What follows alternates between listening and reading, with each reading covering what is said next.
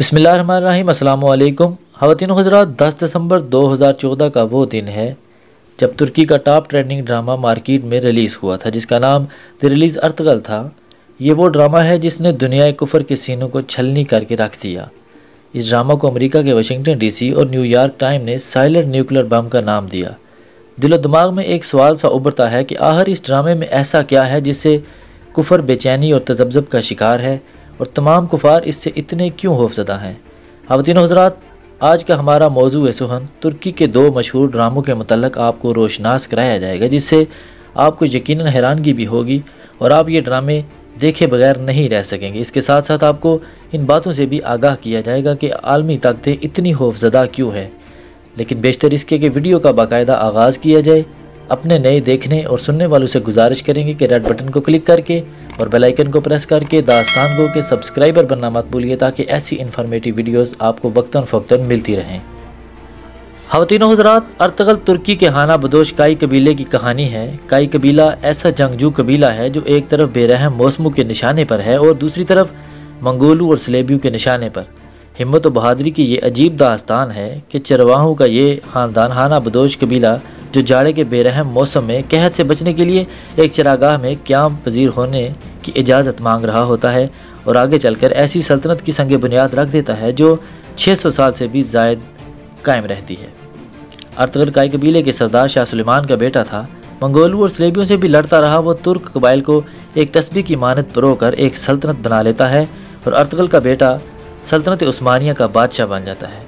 Ertugrul दरअसल सल्तनत उस्मानिया के बानी गाजी उस्मान के वालिद का नाम है। अर्तगल को गाजी कहा जाता है क्योंकि कफ़ार से जंगें लड़कर बेशुमार इलाके आज़ाद कराए और सलीबियों की हर साजिश को नाकाम बनाया। ये वही सलीबी हैं जिन्हें हम इल्यूमिनाटी और फ्रीमेसन के नाम से जानते हैं। अर्तगल की इन फतवाहत का सिलसिला उनके बेटे गाजी उस्मान तक जारी रहा। अज़्म सल्तनत की बुनियाद अर्तगल अपनी मौत से पहले कायम कर चुके थे, लेकिन इनके बेटे गाजी उस्मान ने मज़ीद इलाके फ़तह करके इसे उम्मत मुसलमा की अजीम सल्तनत का नाम दिया। इस अजीम सल्तनत को गाजी उस्मान के नाम से ही सल्तनत उस्मानिया या खिलाफत उस्मानिया के नाम से जाना जाता है। ख़वातीन हज़रात, ये ड्रामा महज टाइम पास नहीं है बल्कि सच्ची इस्लामी तारीख़ और तुर्कों का उम्मत को जोड़ने के लिए अजीम जद्दोजहद पर मुश्तमिल है। ये ड्रामा देखने के बाद ये अंदाज़ा लगा सकते हैं कि तुर्क आर्ट और कल्चर में कितना आगे जा चुका है। ड्रामा देखते हुए इंसान तारीफ़ किए बिना नहीं रह सकता कि अदाकारों की तारीफ़ करे या प्रोडक्शन की तारीफ़ करे। इस ड्रामे के कुल 5 सीज़न हैं और 150 किस्तें हैं। हर किस्त का दुरानिया 2 घंटे है। ड्रामे के शुरू से लेकर आखिर तक ऐसी अदाकारी की गई है कि लगता है कि ये असल में हो रहा है। कहीं भी डायलॉग में कमी बेशी नहीं देखी गई, बल्कि थ्रू आउट डायलॉग बोले जा रहे हैं। कहीं भी बोरियत का एहसास नहीं होता। लम्हा ब लम्हा सूरत हाल बदलती रहती है और सलेबियों की साजिशों और आस्तीन के सांपों की मकारियाँ सामने आती रहती हैं। ये कहना गलत ना होगा कि एक एक किस्त पर 2-2, 3-3 फिल्में बन सकती हैं। अदाकारी इतनी ज़बरदस्त की गई है कि इंसान देखकर माजी के उसी दौर में वापस पहुंच जाता है। ड्रामे के हीरो अर्तगल की अदाकारी को छोड़ भी दें तो करदगलू और सादुद्दीन जैसे साजिशी अदाकारों की एक्टिंग इतनी जानदार है कि देखने वाले वर्ता हैरत में चले जाते हैं। इस ड्रामे की मकबूलियत का अंदाज़ा इस बात से लगा सकते हैं कि TRT की एक रिपोर्ट के मुताबिक ये ड्रामा तकरीबन 150 ममालिक में दिखाया जा रहा है। ख़वातीन हज़रात, ये वो वाहिद ड्रामा है जो मुसलमानों पर मुसल्लत करदा एहसास कमतरी का तिलस्म कदा तोड़कर फेंक दिया है।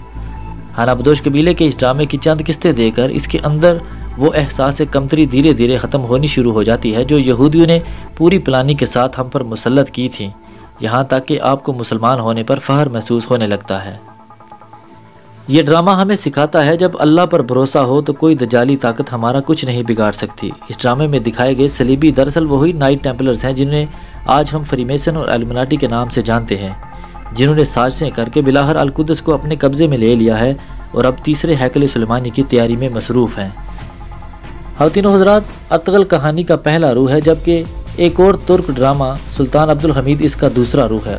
अर्तगल ड्रामे में अजीम मुस्लिम रियासत खिलाफत उस्मानिया के क़याम के बारे में दिखाया गया है कि किस तरह इस अजीम सल्तनत के ख़िलाफ़ नाइट टेम्पलर्स की फ़ौज साजिशों में मसरूफ़ रही, जबकि तुर्क ड्रामे सुल्तान अब्दुल हमीद ने 18वीं सदी से शुरू होकर 19वीं सदी तक फ्रीमेसन की खिलाफत उस्मानिया तोड़ने के हरबे, साजिशों और हमलों की हकीकी मंजरकशी की गई है।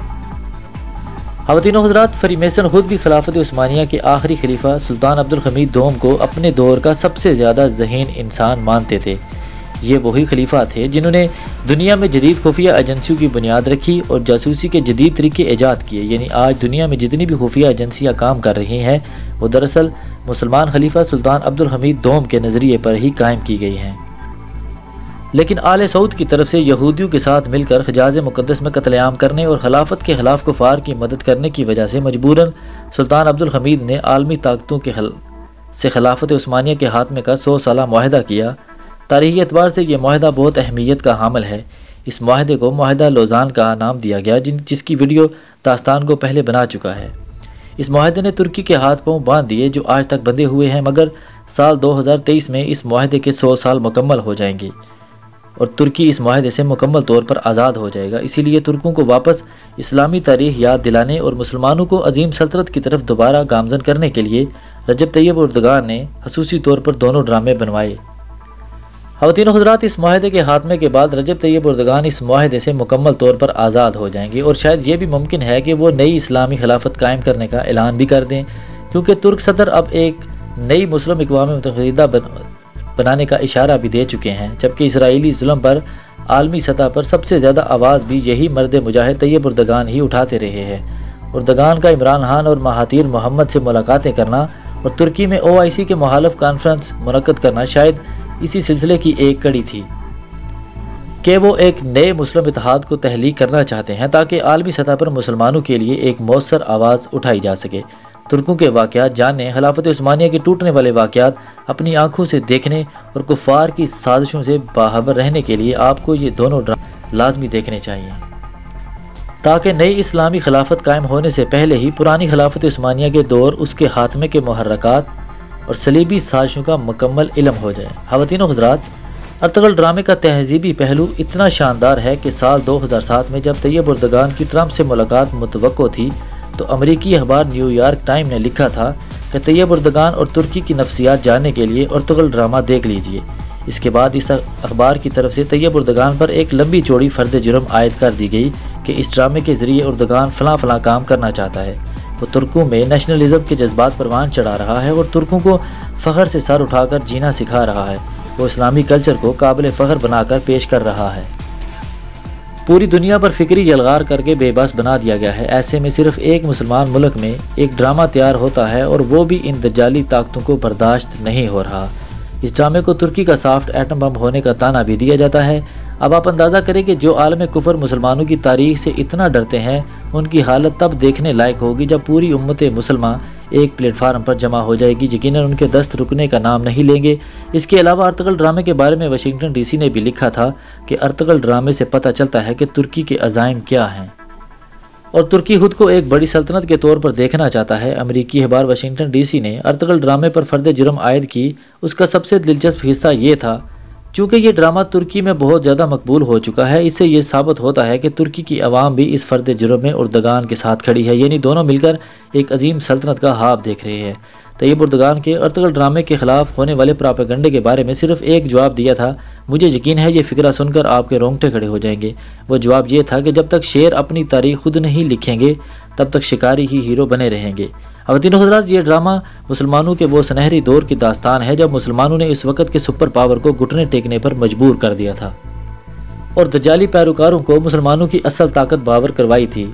इस ड्रामे की बढ़ती हुई मकबूलियत को देखकर सऊदी हुक्मरानों ने $40 मिलियन की हतीर रकम लगाकर मुमलिकत-उन-नार नामी ड्रामा रिलीज़ किया, जिसमें आले सऊद के करतूतों पर पर्दा डालते हुए तुर्क अवाम को बुज़दिल दिखाया गया है। लेकिन दिलचस्प बात यह है कि यह ड्रामा बुरी तरह फ्लॉप हो चुका है, क्योंकि सच कभी नहीं छुपता और खिलाफत उस्मानिया के ख़त्म होने पर आले सऊद का भी बहुत बड़ा हाथ था। अर्तुग़रुल ड्रामे की बढ़ती हुई मकबूलियत को देखकर गुज़श्ता साल वज़ीर-ए-आज़म पाकिस्तान इमरान खान ने पाकिस्तान टेलीविज़न पर इस ड्रामे को नशर करने की ख्वाहिश जाहिर की, जिसमें फ़ौरी तौर पर काम शुरू कर दिया गया और अब ये मुसलमानों की सुनहरी दास्तान PTV पर नशर कर दी गई है। मुझे पूरा यकीन है कि ये ड्रामा हम पाकिस्तानियों को रूहानी तौर पर चार्ज कर देगा और आलम कुफर से जिहाद से शौक़ भर देगा। अब तीनों हज़रात, हमें हकीकत को तस्लीम करना होगा कि ये लड़ाइयाँ और जंगें असले की बुनियाद पर नहीं लड़ी जाती। जंगों के लिए असला एक ज़रूरत के तहत इस्तेमाल किया जाता है, मगर हमेशा मुस्बत नज़रियात, हौसले, बुलंद अज़म और यकीन व ईमान की बुनियाद पर लड़ी जाती है। मुसलमानों के सुनहरी दौर की ये दास्तान हमें तौहीद का नज़रिया देती है। इसके अलावा शहादत, ईमान, सच्चाई और इस्लाम के गलबे का नज़रिया देती है। ख़वातीन हज़रात, जिस कौम के पास नज़रियात नहीं होते वो कौम सफ़ा हस्ती से मिट जाती है। तो नाजरीन, ये दोनों ड्रामे अर्तगल और सुल्तान अब्दुल हमीद ना सिर्फ इल्म देंगे बल्कि आलम कुफर के हवाले से आपका जहन मुकम्मल तौर पर बदल देंगे। हमें एक जंगजू कौम बना देंगे, जज्बा जहाद से सरशार होंगे। इससे हमें यह भी मालूम हो जाएगा कि अहले कुफर किस तरह दिन रात साजिशें करके इस्लाम को ख़त्म करने की प्लानिंग बनाते रहते हैं और किस तरह मुसलमान ममालिक को एक दूसरे से लड़वा कर कुदरती वसाइल पर कब्ज़ा करते हैं। मुस्लिम तारीख पर बनने ये दोनों ड्रामे ज़रूर देखें और अपने बच्चों को भी ज़रूर दिखाएँ। ख़वातीन हज़रात, आज की इन्फॉर्मेटिव वीडियो का यहीं पर अख्ताम करते हैं। मिलते हैं किसी और सेशन में। उम्मीद करते हैं दास्तान गो का ये सेशन आपको पसंद आया होगा। पसंद आने की सूरत में इसे लाइक करके फेसबुक और व्हाट्सएप पर ज़रूर शेयर कर दें और जाते जाते रेड बटन को क्लिक करके और बेल आइकन को प्रेस करके दास्तान गो के सब्सक्राइबर बनना मत भूलिए, ताकि ऐसी इन्फॉर्मेटिव वीडियोस आपको हर वक्त और बर वक्त मिलती रहें। अपना और अपने इर्द गिर्द के लोगों का ख्याल रखिए। आज के लिए दास्तान गो को इजाज़त दीजिए। अल्लाह निगहबान।